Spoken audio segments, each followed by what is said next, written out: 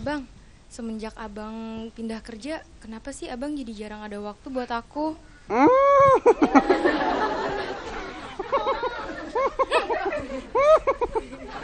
Kenapa, Neng?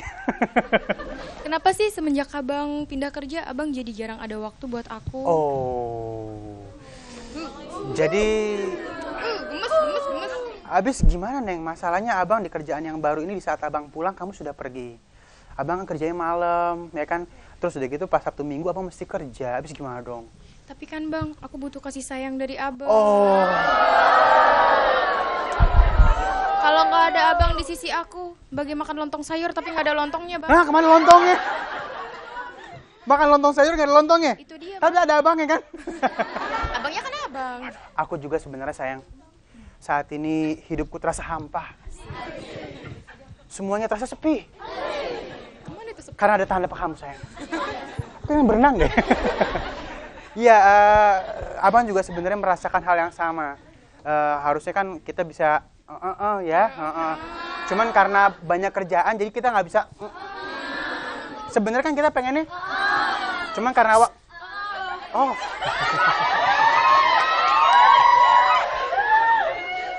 Ya udah kalau gitu, abang cuti aja dulu biar kita bisa berlibur bareng-bareng. Ya udah, kalau gitu nanti abang bakal atur deh gimana caranya supaya waktu kita bersama bisa lebih sering lagi. Bener loh bang. Iya. Bener loh bang. Bener. Bener loh bang. Cimit-cimit. Tepuk tangan lu. Orang gue yang ngomong lu pada nafsu aja.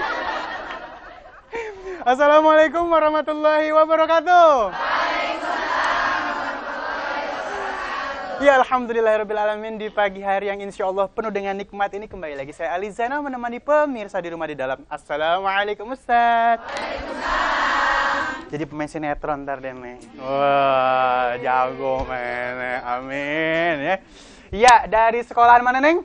SMK Bunda Kebon Jeruk. Wih, tepuk tangan dulu ya. Dan buat Bunda yang ada di belakang, assalamualaikum Bunda. Ini doa ibu ini luar biasa. Doain biar dapat laki yang soleh semua nih Bun ya. Iya, dari majelis tali mana Bun? Iya, tepuk tangan dulu. Dan baik pemirsa di rumah, kalau ngomongin masalah keluarga idola, alhamdulillah saat ini kita sudah bersama Ustadz kita, Ustadz Ahmad Al-Habsyi. Assalamualaikum ya Habib. Waalaikumsalam warahmatullahi Khair, wabarakatuh. sehat ya Habib ya. Aduh. Jangan disenggol dong. Iya, baik. Sehat ya Habib? Ketahuan istri suka makan lontong. Masa sih Bib? Iya. Kayaknya nggak cocok punya suami ahli. Kenapa Bib? Kenapa? Mesti cak lontong. Pagi lontong sayur ya. Ya, baik, alhamdulillah, dan saat ini kita akan ngobrolin masalah temanya antara ada dan tiada. Biasa kalau misalnya ada kita cuekin ya Bu ya. Kalau nggak ada kita cari. Kalau dalam bahasa agama tau nggak dia apa apa? tuh Ustaz? La yahya wa la yamun. La yahya wa la yamun. Artinya Ada Ustaz? nggak ada sama aja kan? Iya. Mati Ini kagak, hidup kagak. mati hidup kakak. Ini kadang-kadang gini, pada saat laki ada di rumah ya dicuekin. Pas nggak ada seminggu ngangenin. Iya. Biasa ibu-ibu suka begitu. Ketika di rumah disuruh keluar. Jadi kerja ke lu sono kek. Begitu kita keluar baru disuruh pulang. Emang biasa perempuan tuh Ustaz.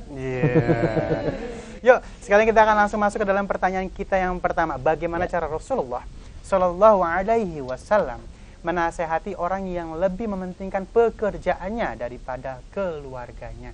Baik, silakan Ustaz. Baik, bismillahirrahmanirrahim. Assalamualaikum warahmatullahi wabarakatuh. Salam warahmatullahi wabarakatuh. Ya, satu saat ketika Rasulullah SAW melihat ada seseorang sedang beribadah. Oh, beribadahnya kencang nih, nggak berhenti-berhenti. Waduh. Sampai dia melupakan keluarganya. Lalu ditegur oleh Rasul. Kemari, kata Rasul. Inna lillahi alaika haqqan. Sesungguhnya Allah itu punya hak ke atasmu. Kalau waktu ibadah, engkau ibadah, itu hak antara kita kepada Allah. Dan Allah punya hak. Allah menciptakan kita, intinya untuk kita mengabdi kepada Allah. Tapi kata Rasul lanjutkan. Wali nafsika alaika haqqan. Pada dirimu pun ada haknya. Dirimu butuh istirahat. Kalau ibadah terus engkau nggak tidur-tidur, lalu bagaimana fisikmu? Dan nanti anggota badan akan meminta pertanggungjawaban di hadapan Allah. Wali ahlika alaika haqqan. Dan kepada keluargamu pun punya hak. Mereka berhak untuk dicintai, disayangi, diperhatikan, diajak berkomunikasi. Ibadah seseorang tidak diterima kalau dia melupakan hak yang lainnya. Fa'tu kulladzi haqqin haqqah. Kata Rasul, berikan haknya itu kepada yang berhak mendapatkannya sesuai dengan haknya. Jadi kalau ibadah terus tapi melupakan tanggung jawab yang lain juga tidak diterima. Kerja itu juga ibadah, tapi ngurusi keluarga juga perkara ibadah. Jadi intinya Allah tidak suka yang berlebih-lebihan ya, termasuk ibadah ini ya Ustadz ya. Wah, luar biasa ya. Dan baik, sekarang kita kasih kesempatan nih, wah, kepada adik-adikku untuk bertanya ya. Mulai dari yang kanan dulu, silakan. Ini dia nih dari tadi nih Babel nih ya. Ya, silakan. Assalamualaikum Ustaz. Waalaikumsalam. Saya Cutin Rita Sia Ramadhani. Apa benar saat kecil Rasul hanya sedikit merasakan kasih sayang ibu bapaknya? Tapi kenapa beliau sangat murah hati? Terima kasih. Assalamualaikum warahmatullahi wabarakatuh. Waalaikumsalam warahmatullahi wabarakatuh. Ya, kenal dengan orang tuanya hanya sebentar tapi tetap ada uswah ya atau suri tauladan nih kepada Rasulullah. Ya, baik. Yang pertama, memang benar Rasulullah itu adalah sosok seorang manusia yang memang ditempa Allah dengan proses ujian yang sangat dahsyat. Ketika lahir tidak sempat melihat wajah ayahnya. Tumbuh menjadi anak-anak, baru berapa tahun ditinggal pergi sama ibunya. Padahal di saat itu beliau amat sangat membutuhkan belas kasih seorang ibu dan perhatian dari seorang ayah. Beliau tumbuh menjadi remaja yang mandiri di bawah asuhan kakeknya. Tidak berselang lama, kakeknya pun pergi meninggalkannya untuk selama-lamanya, lalu diambil alih oleh pamannya. Nah, keadaan inilah yang akhirnya menempah beliau menjadi sosok manusia pilihan, selain anugerah dari Allah. Logikanya begini, orang itu kalau biasa hidup dalam kesusahan, ditempa dengan ujian, biasanya dia akan lolos menjadi manusia pilihan. Tuh. Benar nggak? Benar. Kalau hidup biasa senang, ketika ketemu susah biasanya nggak siap. Insya Allah stres. Tapi kalau biasa stres, ngadepin yang begitu mah, ya hal yang biasa. biasa. Orang biasa makan singkong, ketemu daging habis.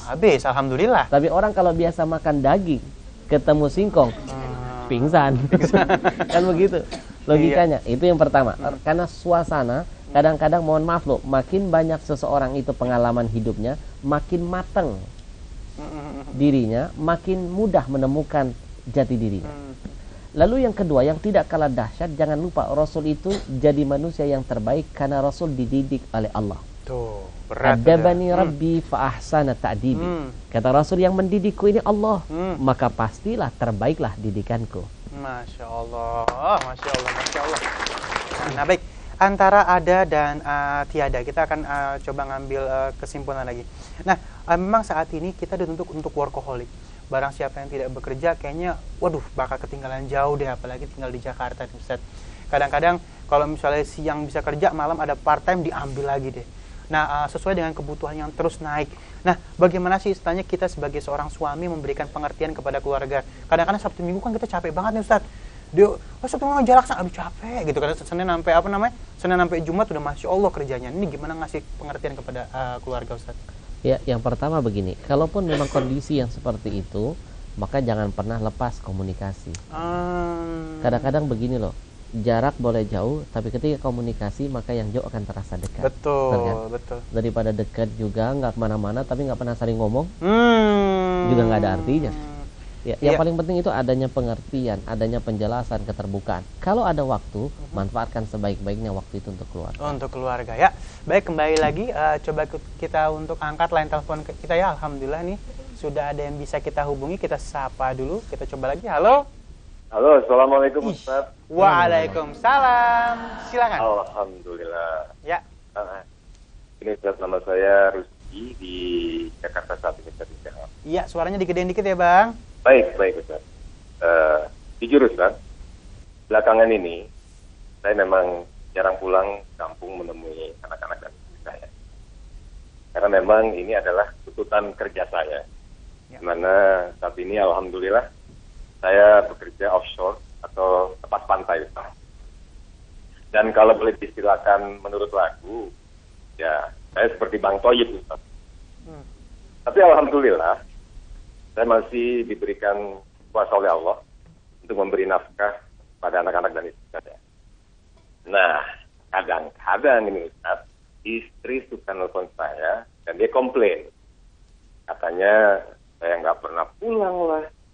Kemudian kadang-kadang juga komplain, awas loh, anak-anak bakalan lupa sama muka bapaknya.